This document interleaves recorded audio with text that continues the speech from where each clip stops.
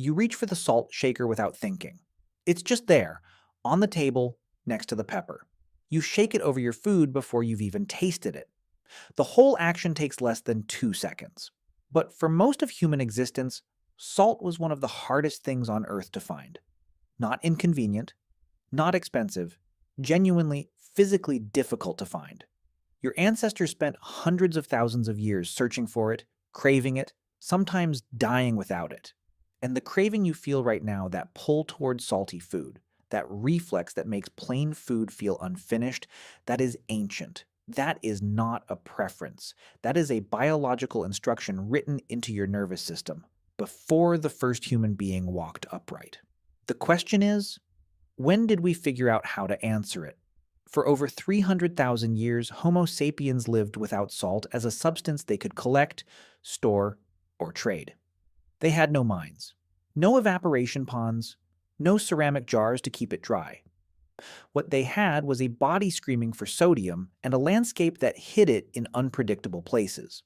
A salt lick here, a mineral spring there, the blood of a freshly killed animal still warm on the ground. That was it. Your body needs sodium to survive. Not wants, needs. Your heart uses it to fire. Your neurons use it to send signals. Without sodium, the fluid around your cells collapses, your blood pressure drops, your muscles stop contracting properly. A human being can die of sodium deficiency in days. Your body knows this. It has always known this. So it built in an alarm system, a craving so sharp and specific that you can feel it right now if you go long enough without eating salt. Ancient humans felt that alarm constantly, and they had no reliable way to answer it, which raises a question that researchers spent decades arguing about. Not just when did humans start eating salt, but when did they start going out of their way to find it? When did sodium stop being something they stumbled across and start being something they hunted? The first clue doesn't come from a laboratory. It comes from watching animals. Every large herbivore on Earth seeks out sodium deposits. Elephants in Kenya travel up to 40 kilometers to reach mineral-rich caves in Mount Elgon, where they use their tusks to chip salt-laced rock from the walls and eat it. Deer in North America lick road salt off the pavement in winter. Gorillas in the Congo Basin eat sodium-rich aquatic plants and soil from riverbanks specifically to supplement their mineral intake. These animals are not doing this by accident. They are responding to the same biological signal your body sends you when you reach for that shaker. Your ancestors watched this. They were close observers of animal behavior. They followed herds. They tracked migration patterns. And the places animals returned to again and again, the mineral springs, the salt licks, the sodium-rich river clay, those were the places humans returned to as well. For hundreds of thousands of years, the strategy was simple. Go where the animals go. Eat what the animals eat. Let the landscape tell you where the sodium is. But that strategy had a brutal flaw. Salt licks are not evenly distributed. They cluster in certain geological regions and are almost entirely absent in others. The East African Rift Valley, where much of early human evolution played out, is actually relatively sodium poor in many areas. Anthropologist Timothy Johns of McGill University spent years studying the relationship between mineral availability and early human diet. And his research suggests that sodium scarcity may have been a persistent low-grade stress for early hominins. Not a crisis, but a constant background pressure. A body always slightly undersupplied. A craving never fully answered. That pressure shaped behavior in ways that are still visible today. In 2009, anthropologist Sarah Blaffer-Erdy of the University of California, Davis published research on cooperative breeding in early human populations. Her work was primarily about childcare, but embedded in it was something striking about resource sharing. Among foraging groups, rare and high-value resources, things like honey, fat, and mineral-rich foods, were shared more broadly than common ones. If one member of the group found a salt deposit, it didn't stay private. It spread.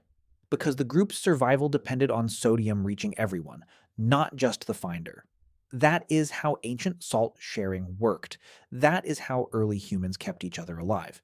Not through trade, not through ownership, but through the same cooperative instinct that made our species survive when stronger, faster animals did not. The numbers tell one story. The lived reality tells another. Picture a group of early humans, maybe 25 people, moving through what is now Ethiopia roughly 100,000 years ago. They are following a dry riverbed north because the rains have been poor and the game has moved. One of them, a woman in her 30s who has made this route before, leads them toward a bend in the valley where she remembers the clay smells different, where the earth has a faint whitish crust after it dries. She has been here twice before in her life. She knows what that crust means. They stop. They scrape the earth with flat stones in their fingers. They eat the clay directly from the ground, their bodies pulling sodium from the mineral-rich soil before they have any other way to extract it. The children eat it too. The taste is sharp, slightly bitter, nothing like the clean salt, but their bodies respond immediately. That alkaline mineral signal registers somewhere below thought, somewhere older than language, and it feels like relief. They sleep there that night. They stay 2 days, and then they move on because the deposit is not large and not permanent, and the sodium it contains is already beginning to run out.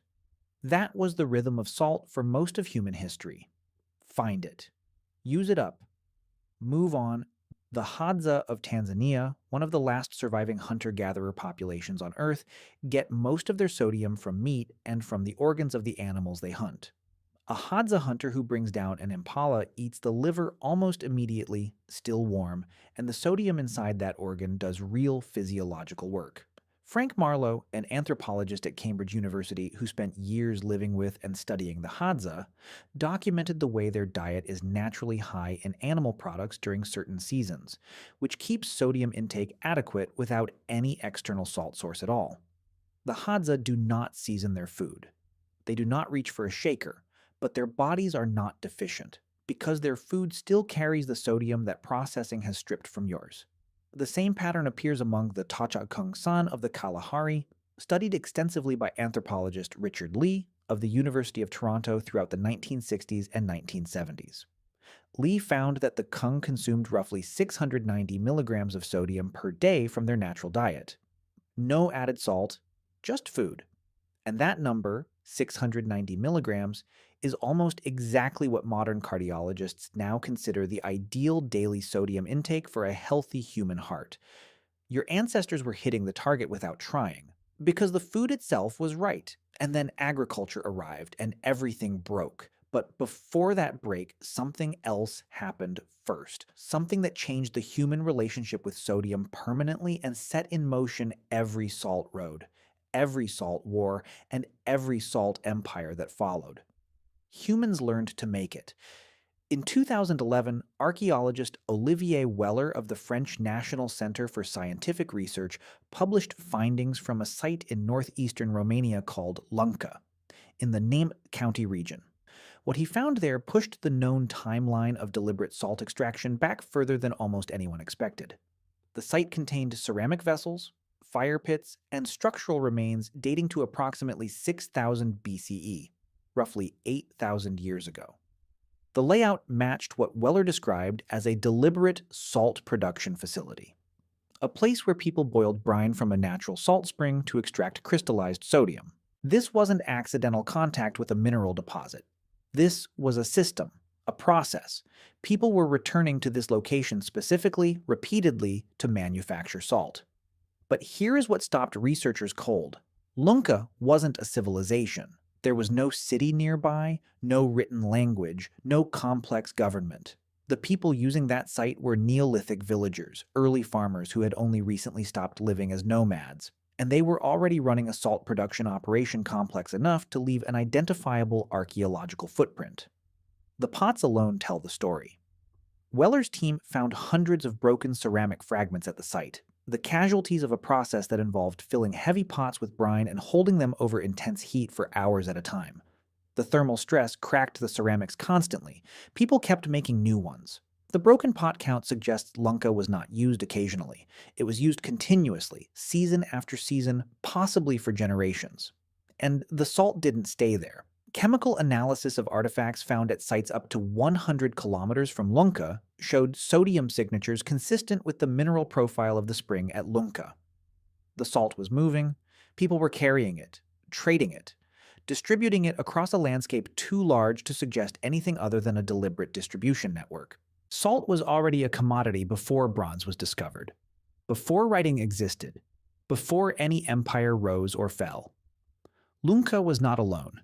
Evidence of deliberate salt extraction at China's Yuncheng Salt Lake in the Shaanxi province dates to approximately 6000 BCE, contemporaneous with Lunca. Researchers from the Chinese Academy of Social Sciences found residue patterns and tool assemblages suggesting organized harvesting of surface salt from the lake's evaporated edges.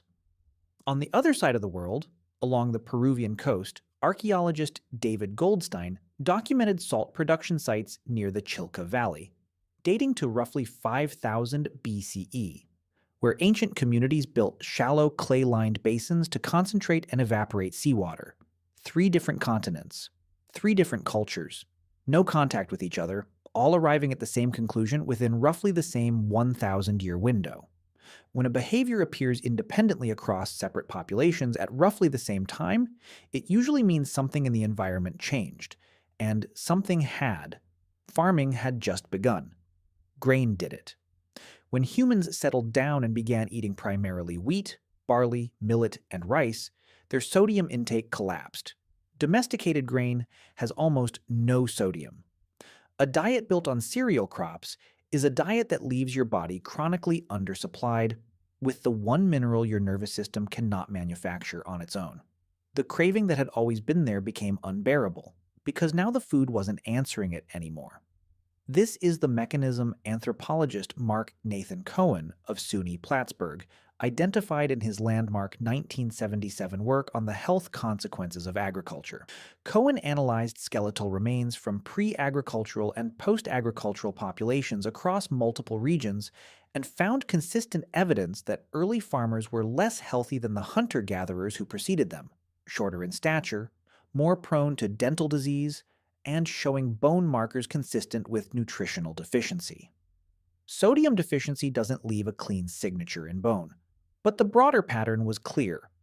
Farming made people worse off nutritionally, at least at first, even as it made them more numerous. Salt didn't become precious because humans suddenly decided they liked the taste. Salt became precious because farming made deficiency the default, and once deficiency was the default, control of salt became control of survival. Picture a morning at Lunca 8,000 years ago. The air is cold. The spring nearby smells slightly mineral, slightly sulfurous. A group of people carry heavy ceramic pots to the water's edge and fill them with brine. They build fires and tend them for hours. The pots crack from the heat. They make new ones. When the water finally evaporates, a crust of white crystals is left behind. They scrape it out carefully. They wrap it in leaves and animal hide. Some of it they use. Some of it they carry elsewhere. That elsewhere is the beginning of every salt trade route in history. We traded the nutrient-dense organs of wild animals for fields of grain. We invented agriculture and accidentally created a sodium crisis. We eliminated the natural sodium sources from the human diet and then spent the next 8,000 years trying to replace them with extracted mineral. Every Roman soldier paid partly in salt, which is where the word salary comes from. Every ancient Egyptian mummy preserved in natron, a sodium compound, because sodium was so fundamental to their understanding of preservation and purity that they used it on the dead. Every salt road that crossed the Sahara, connecting sub-Saharan Africa to the Mediterranean world, was built on the same desperation your Neolithic ancestors felt when the grain they'd planted gave them calories but stripped them of sodium. The Timbuktu salt trade at its peak in the 14th and 15th centuries moved slabs of Saharan rock salt called taglamt, cut from the mines of Taghaza in what is now Mali, across 1,000 kilometers of desert to be exchanged, sometimes weight for gold. Weight for weight, salt and gold equal on the scale. Because in a farming world, far from the sea and far from mineral springs, salt could keep you alive, and gold could not. We invented empires partly to control it. We drew borders around it. We taxed it. In 18th century France, the gabelle, a salt tax, was one of the most reviled instruments of royal power. Applied unevenly across regions, brutally enforced, and deeply connected to the popular fury that eventually fed the revolution. Gandhi's 1930 Salt March in India was not a protest about seasoning. It was a protest about survival, About a colonial power taxing a substance that 1 billion people's bodies required to function. That is what salt is, not a condiment, a controlled substance. A mineral that governments understood long before nutritional science existed was so necessary that whoever controlled it controlled everything else. And then something strange happened. Salt got cheap. Industrial evaporation, mechanized mining, global shipping. In the span of roughly 150 years between the mid 1800s and the mid 1900s, salt went from a precious commodity to one of the cheapest substances on the planet. Today, a kilogram of table salt costs less than a cup of coffee. It is in almost every processed food you eat, added invisibly before the package ever reaches you. The scarcity ended. The craving did not. Your nervous system, your gut, your kidneys, your cardiovascular system, they are all still calibrated for a hunter-gatherer's sodium intake. Roughly 700 milligrams per day from natural food sources. The average modern person in the United States consumes about 3,400 milligrams per day, nearly 5 times that amount, almost entirely from food that has been salted before you touch it. And yet the craving doesn't turn off. Your brain doesn't register enough. Because the system that evolved to chase down a rare and vital mineral in a landscape that hid it was never designed for a world where sodium is inside everything. Invisible, pre-added, inescapable. In 2011, neuroscientist Wolfgang Loescher of the University of Veterinary Medicine Hanover published research showing that sodium deficiency activates the same reward pathways in the brain as addictive substances, flooding the nucleus accumbens with dopamine when sodium is finally consumed. The relief of salt is not metaphorical. It is neurochemical. Your brain is rewarding you for finding something it believes is rare. It has not been told that it isn't rare anymore. You are running ancient software in a modern environment. The software is doing exactly what it was always supposed to do: chase sodium, signal relief when you find it. Never fully switch off the alarm because for 300,000 years, switching it off would have killed you. The alarm is still running. It was calibrated for a world that no longer exists. Sit with that for a moment. Somewhere in northeastern Romania, 8,000 years ago, a person crouched over a cracked clay pot and scraped white crystals from the bottom with their fingernails. They were solving the same problem your body is trying to solve every time you reach for the shaker. They just had to work harder for the answer. The salt on your table is the end of a 300,000-year search.